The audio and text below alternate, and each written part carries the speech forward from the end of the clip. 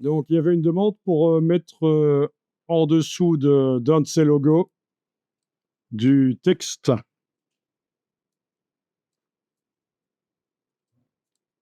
pour faire un baseline, l'espèce de slogan de la marque. Ah, se détendre, ça serait. Pourquoi pas?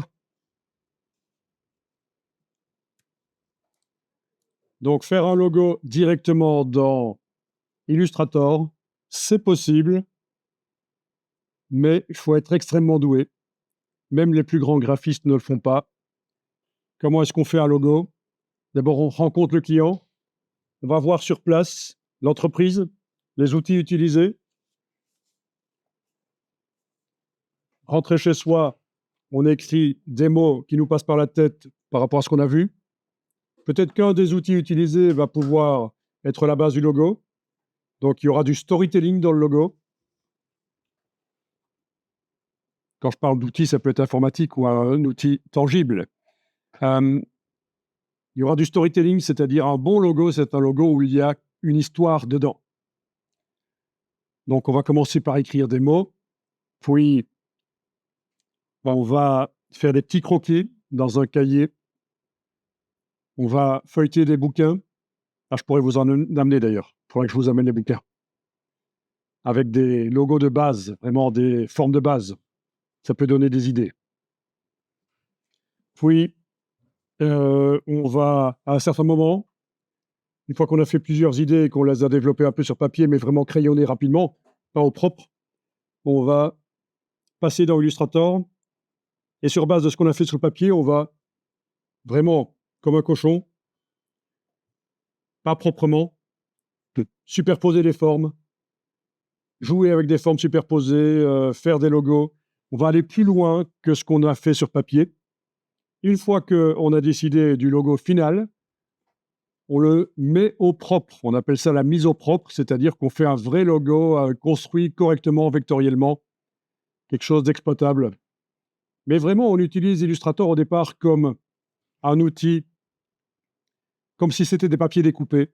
On s'en occupe pas trop que ce soit correct ce qu'on fait dans Illustrator. Donc, quand je vous parle de livres qui peuvent servir d'inspiration, voilà, par exemple, celui-là, qui a été réédité beaucoup de fois. 49 €. Ah tiens, je l'avais payé moins cher, je pense. Il devait être avec une meilleure promo. Mais bon, peu importe, vous le trouvez aussi d'occasion. Donc ça peut être intéressant. Avec à l'intérieur des formes de base, comme vous voyez.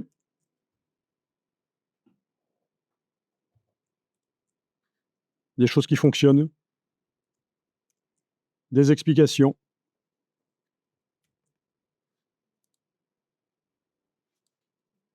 Là aussi, quand vous avez un client qui vous ennuie à faire le graphiste à votre place, vous pouvez lui dire, mais nous sommes basés sur ces formes-là dans ce livre. Il y en a un qui est très épais. En plus, il est très épais, il peut servir à assommer le client s'il faut. Je ne sais pas lequel c'est, mais ça doit être celui-là qui est le plus épais. Combien est-ce qu'il fait de pages? Enfin bon, voilà, je ne vous dis pas d'assommer le client. Il faut l'assommer intellectuellement. Enfin, celui-là. Ah, c'est celui-là le plus gros.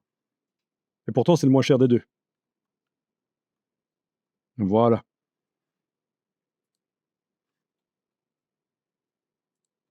C'est le même principe. Vous avez à l'intérieur, justement, des démonstrations de petits crayonnés.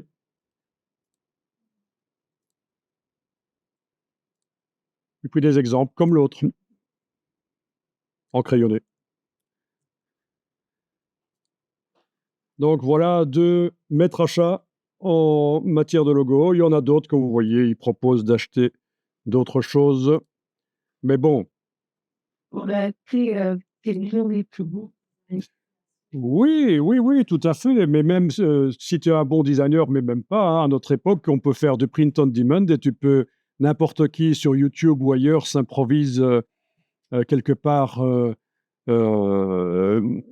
graphic designer senior. Donc, après 5 ou 10 ans, on est senior. Donc, on peut tenter de vendre à la pièce nos explications, nos recettes à nous, hein, éventuellement, oui, dans des livres.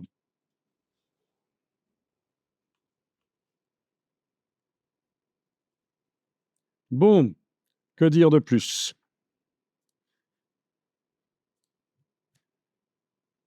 Bon, là, je suis sur mon LinkedIn. Ah tiens, j'ai une liste d'une trentaine ou une cinquantaine de choses intéressantes à suivre sur LinkedIn. Vous allez la voir, si ce n'est pas déjà sur le serveur. Donc ça, c'est mon LinkedIn. Vous voyez à quoi ça ressemble. Du packaging. Donc ça, c'est mon fil d'actualité. Donc je reçois, ça, je n'ai jamais vu, hein, je viens de le découvrir. Lui, c'est un de ceux qui, en packaging et en design, postent des choses les plus intéressantes. Mais vous l'aurez dans la liste, ne vous en faites pas. Donc vous voyez un peu tout ce qu'il y a. Normalement, il n'y a pas de chaton, il n'y a pas de lama, il y a que des choses sur le graphisme, quoi. Donc vraiment, les réseaux sociaux, c'est le pire et le meilleur. On peut l'utiliser de manière quand même relativement intelligente pour se tenir au courant des tendances et de ce qui se passe. Voilà. Donc tout ça, c'est pour vous montrer que c'est possible de les utiliser de manière intelligente. Mais je pourrais vous montrer aussi mon Facebook, mais c'est du même acabit, en fait. Hein. Un peu plus créatif, le Facebook, quand même, un peu moins coincé.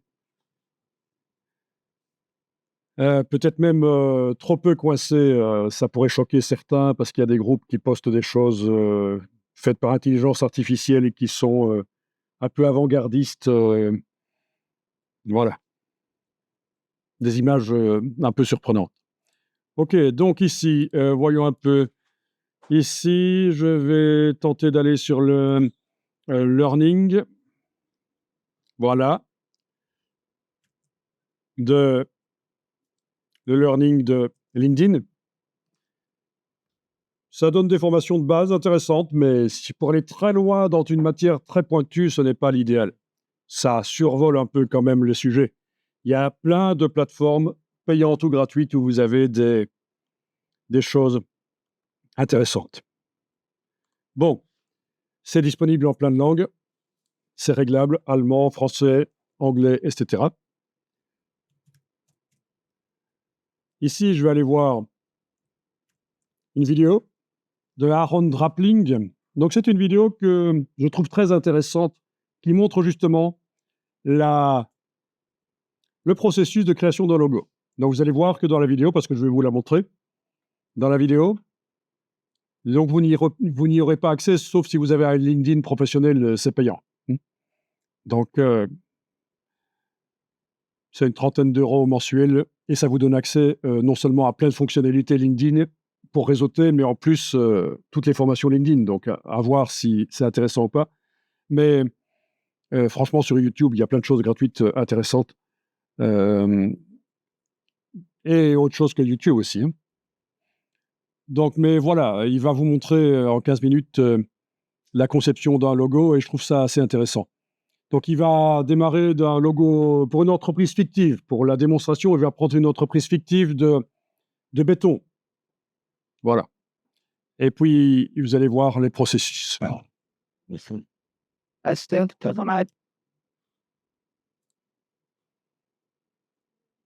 Donc, la vidéo. Donc, intéressant, puisqu'il y a tout le processus de recherche par les mots sur le carnet, puis les croquis. Vous avez remarqué que son carnet, ce n'est pas un carnet quadrillé ou ligné, c'est un carnet spécial pour designer avec des petits points. Ça se vend.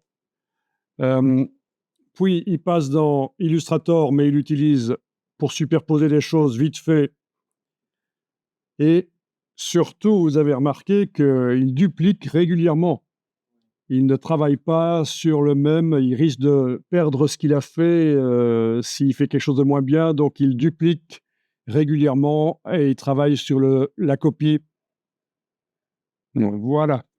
Donc, en gros, la démarche de création d'une illustration ou d'un logo d'ailleurs. une petite illustration ou un logo, voilà, une icône ou quoi. Vous avez quelque chose de ce genre-là à peu près qui pourrait servir pour démarrer? Donc, on va démarrer là-dessus. Je vais enregistrer le document ici. Bon, il y a plein de choses qu'on va pouvoir faire, mais voilà. Donc, il y avait une demande pour mettre un baseline ici en dessous. Donc, jusqu'à présent, vous avez utilisé l'outil texte à la manière de InDesign pour faire des blocs texte, mais dans Illustrator, il faut aussi utiliser le texte sous forme de lignes, quand c'est juste des petites lignes avec du graphisme. Donc là, avec l'outil texte, tout simple, donc je ne suis pas allé chercher un des outils ici. L'outil texte tout simple, vous allez cliquer, voilà, sans bouger la souris, et ça fait une ligne de texte. Avec la flèche noire, on peut bouger la ligne, voilà. Ce n'est pas un bloc.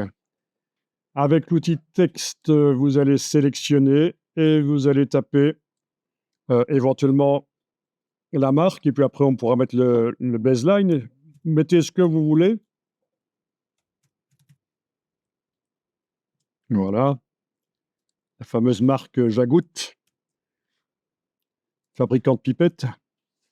Je rigole. Bien, normalement, pour choisir la police de caractère, il faut voir quelles sont les habitudes du milieu. Donc, imaginons, dans mon cas, je ne sais pas, que ce soit pour un constructeur automobile de voitures de sport ou quoi, des courses automobiles, je vais aller voir un peu à quoi ça ressemble, dans mon cas, les logos pour la course automobile. Bon, on voit qu'il y en a qui tombent tout de suite dans le déjà vu et revu, hein. Des silhouettes de voitures. Mais bon.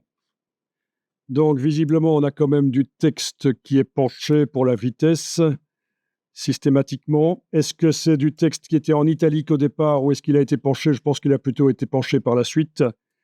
Voilà, donc c'est juste un exemple. Bon, ça a l'air d'être systématique quand même, hein. Avec un petit empattement.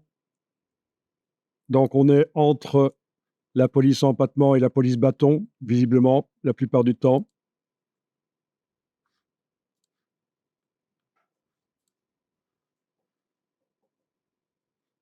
OK.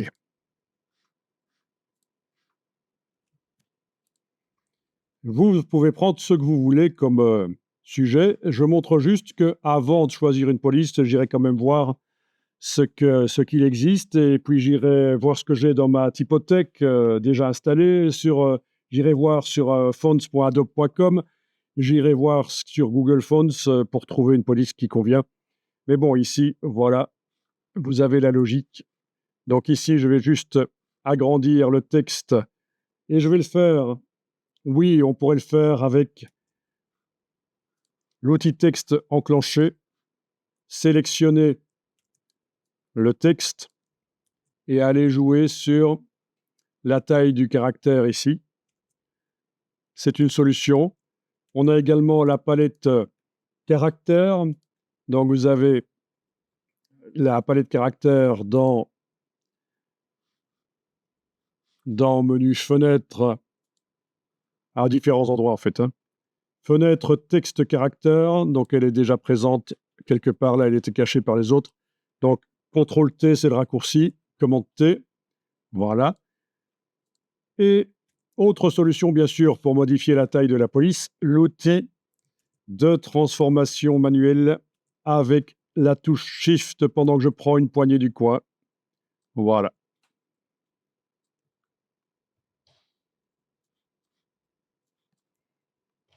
Donc, rien ne m'empêche pour continuer le boulot d'activer le plan de travail pour agrandir ou faire un deuxième plan de travail sur le côté, c'est possible aussi. À l'exportation, on a le choix du plan de travail qu'on exporte, tous ou quand on enregistre le PDF ou quoi, ou le document, tous ou certains, donc ils portent des numéros, les plans de travail. On les voit quand, avec l'outil plan de travail, bien sûr, les numéros sont là. Mais bon. Donc, à vous de voir comment vous procédez. Là, j'ai fait une copie sur le nouveau plan de travail et je vais continuer là. Donc, pour ce qui est de la police de caractère, je sélectionne uniquement la ligne avec la flèche noire et avec la palette de caractères, je vais aller voir ce que j'ai dans ma typothèque qui pourrait être relativement sympa.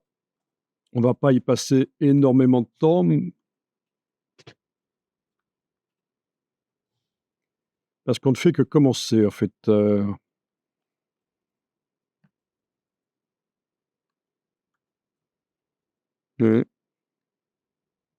Ça fait un peu technologique années 80. Mais on a vu que, dans mon cas, pour les voitures, il fallait du plus épais. On avait beaucoup de majuscules aussi. Beaucoup de logos, c'était tout du majuscule. Donc ça va pas être évident. Ah, ça a l'air déjà pas trop mal. Elle n'existe qu'en majuscule, visiblement, celle-là, la Copperplate. Est-ce qu'il y a des variantes? Non. Généralement, des polices graphiques, il n'y a pas vraiment de variante. C'est pas grave. Voilà, vous avez choisi une police. Dans la palette de caractères, n'oubliez pas, on l'avait vu dans InDesign, que ici, il faut passer en optique pour que les espacements entre les caractères se règlent. Si on est en métrique, on risque d'avoir des trous entre certains caractères, donc on passe en optique et ça règle des problèmes. En plus de ça, on a l'espacement. Voilà, l'espacement global entre chaque caractère. Avec la touche Shift, on peut agrandir. Plus vous mettez de l'espacement, plus ça fait classieux. Là, voilà, ça commence à ressembler à un logo de fabricant de montres, par exemple. Donc, c'est typique les logos. Vous avez les marques comme ça. Plus on espace, plus ça fait minutieux, haut de gamme. Bon, ici, j'ai juste été rechercher dans un moteur de recherche des logos de haute couture. Et on va remarquer qu'on a souvent un grand espacement entre les caractères. C'est typique pour donner un côté haut de gamme. Waouh! Voilà, donc c'est pas systématique, mais c'est souvent que vous aurez un grand espacement entre les caractères pour les logos comme ça.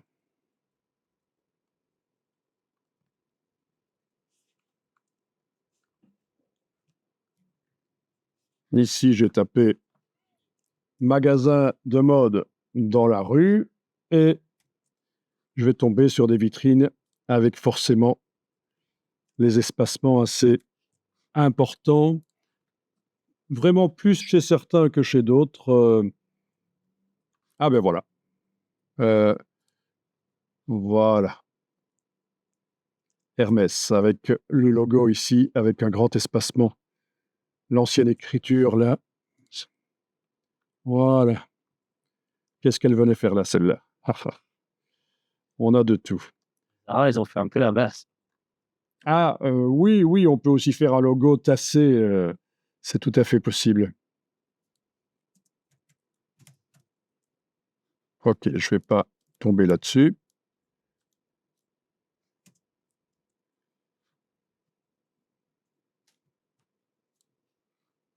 Voilà.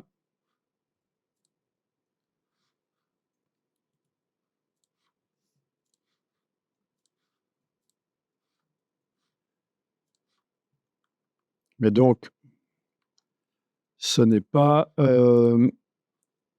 nécessairement tout le temps appliqué, mais c'est une règle. Voilà.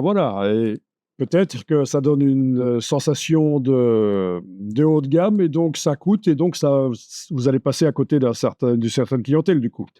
Donc parfois, il vaut peut-être mieux viser la bonne clientèle, chacun son créneau et chacun sa cible. Donc le bas de gamme, ça marche aussi. Vous avez remarqué que dans les quartiers, on rencontre souvent dans le même quartier tous les magasins de vêtements ou tous les restaurants. On pourrait se dire, mais qu'est-ce qu'ils ont à tous se mettre l'un à côté de l'autre dans le même quartier à se faire concurrence? Et en fait, non, stratégiquement, commercialement, ça attire plus de clients quand les magasins, les restaurants du même type sont l'un à côté de l'autre dans le même quartier. Diamants. Voilà. Les diamants. Les diamants, oui, par exemple, oui. Les restaurants, tout ça, c'est parce que ça crée ça devient le quartier voilà, le quartier du diamant, le quartier des restaurants, le quartier des magasins de mode. Et donc, les gens se déplacent plus, sont plus enclins à se déplacer. Donc, c'est contre-intuitif, mais c'est comme ça. Donc, voilà. Alors, si je veux pencher la police qui n'existe pas en version penchée, comment faire? Alors, je ne pense pas, mais j'ai peut-être pas bien vu qu'il existe ici un outil pour pencher. Alors, peut-être que dans InDesign, il existe. Vous le voyez, vous, l'outil pour pencher? Pas vraiment, hein? Donc, on a ici, derrière l'outil de mise à échelle, on a un outil qui peut fonctionner, l'outil de déformation ici. Donc, en ayant la ligne de texte sélectionnée, je vais cliquer. Ouais, on a déjà la cible qui est là. Je vais cliquer sur la cible, OK. Puis je m'éloigne sans enfoncer la souris. J'appuie et je tire.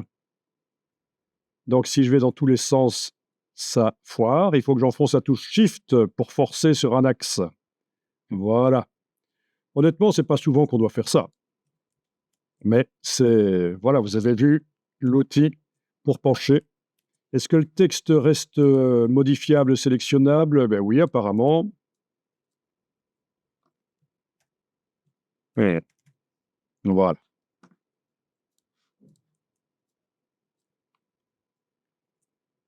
Extraordinaire.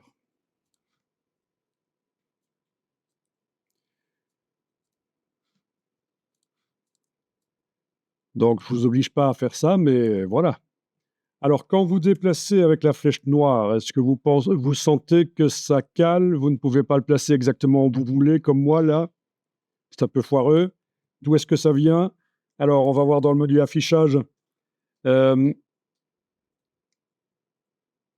vais aller voir les affichages, repères. Non, c'est pas ça. Où est-ce qu'ils sont? Les repères commentés, ils sont sous mes yeux, certainement.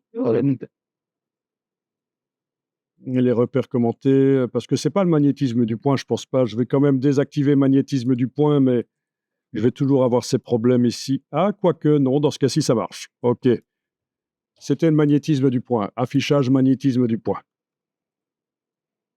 Donc, je cherchais... ils sont là. Dans Illustrator, ils sont là. Les repères commentés, mais c'est autre chose, ça. Ils n'étaient pas cochés chez moi, mais chez vous, ils sont cochés, je pense.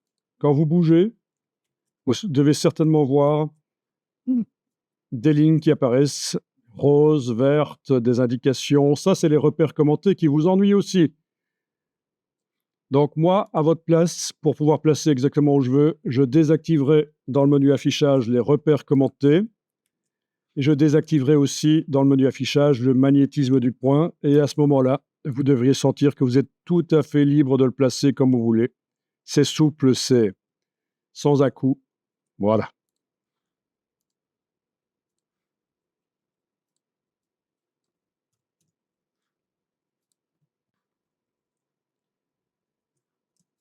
Donc, pour le texte, l'approche optique, toujours, à moins qu'on ait une raison de le faire, mais ce sera rare de ne pas de faire autrement, de mettre en métrique. Ensuite, il n'est pas interdit avec l'outil texte d'aller cliquer entre deux caractères. On voit entre parenthèses ici ce que Illustrator nous a mis comme approche. C'est entre parenthèses pour indiquer que c'est le résultat d'un calcul, c'est pas vous qui l'avez choisi. Et puis, vous pouvez vous en éloigner, c'est-à-dire commencer à bouger à ça, approcher les caractères ou les éloigner. Avec la touche Shift, ça va encore plus vite. Hein. Voilà. Il faut le faire en regardant la totalité du mot et faire des petits réglages comme ça entre des caractères comme on le sent, à l'œil. Il y a une astuce pour régler ça. Je vous la montre, mais vous n'allez pas le faire. C'est juste qu'on peut, et là je fais ça sur une copie, j'ai déplacé avec la touche Alt, on peut prendre l'outil de transformation, tourner en enfonçant la touche Shift, comme ça c'est calé sur les axes. Voilà, tourner ça complètement et faire le réglage sur le texte qui est tourné. Et ça permet de passer outre de votre système de lecture des écritures. Vous considérez comme ça davantage ça comme un graphisme. Parce que quand on le voit le mot à l'endroit, vous avez la partie du cerveau qui sert à la lecture qui entre dans le chemin, en fait, de votre travail. Voilà, et puis quand c'est fait, on retourne avec l'outil de transformation et la touche Shift, et voilà. C'est une astuce qui est utilisée par des typographes quand ils doivent régler l'espace entre des caractères. Pour des logos ou quoi. Ça serait Picto. Alors, c'est très simple, pour s'assurer que le texte soit au milieu du picto, je vais utiliser celui-là finalement que j'ai réglé à l'envers. Hein. On sélectionne les deux. Donc on a deux objets sélectionnés et on a l'outil de centrage qui est là. Voilà, c'est la palette de transformation, mais voilà. Ah, Maintenant, un centrage mathématique ne veut pas nécessairement dire que visuellement c'est centré. Hein. Il faut centrer visuellement parce que, voilà, ça c'est les maths. Donc, normalement, un logo doit fonctionner en une couleur. Donc, je vais mettre la couleur que j'avais utilisée là, du nuancier sur le texte. Voilà. Et après, s'il faut faire des variantes avec de la couleur, on en fait, mais il faut qu'il puisse fonctionner en une couleur. Donc, voilà ce que vous allez pouvoir faire pour décompresser un peu. Vous allez taper dans un moteur de recherche, Kerning Game. Kerning, c'est le nom qu'on donne à l'approche de caractères. Et vous allez tomber sur le premier ici, Kern Type. Il y en a qui connaissent évidemment. Voilà, Kern Type. Donc l'idée, c'est de... Et là, je vais devoir régler un peu ça. Ah oui, il ne va pas bien fonctionner sur mon... Il ne fonctionne pas bien sur mon Firefox, donc je vais aller transférer par copier-coller dans mon autre navigateur Chrome. Je ne sais pas pourquoi il ne fonctionne pas bien dans Firefox. Mais donc, ce n'est pas comme ça que ça doit fonctionner. Alors, je vais dans Chrome, voilà. Je tape, je copie-colle ce que j'avais trouvé. Voilà. Et donc, on est censé placer les caractères de manière à ce que le mot fasse bloc, qu'il n'y ait pas de trou. Et quand c'est bon, vous cliquez sur Done et vous voyez votre résultat. Il y en a qui disent qu'il faut plisser les yeux pour mieux voir. Donc, l'idée, c'est de plisser les yeux. Ça devient un peu flou et comme ça, on voit plus la forme du mot. Donc, ça, c'est le boulot du graphiste quand il fait de la typo sur des mots, évidemment, hein, pas sur des longs textes ou des paragraphes. On ne va pas pousser jusque-là. Et donc, on est censé positionner et tester. Voilà. Là, j'étais largement en dessous de ce qu'il fallait. Et ça vous fait rire. Vous n'êtes pas sympa. Ah, 90. c'est peut-être qui. Ça, oui. 96. Ah, non. J'ai fait qu'une fois. C'est pas mal. Faut que j'y arrive. Voilà. Là, je suis loin. Hein. Enfin, vous voyez, il y a plein de petits jeux sérieux comme ça sur la typographie. qui existent, plus ou moins intéressants. Voilà, le maître est là. Voilà. Excusez-moi d'être modeste. Bon, c'est du hasard aussi. Je voulais jouer un peu avec ça, comme ça vous voyez. Ben oui, c'est important. Et donc, quand je parlais l'autre jour d'un CV, un curriculum bien mis en page avec une belle typographie, même si c'est du noir sur un fond blanc, ça coûte rien à photocopier. Mais si la typographie est valable, c'est bien. Ça se voit.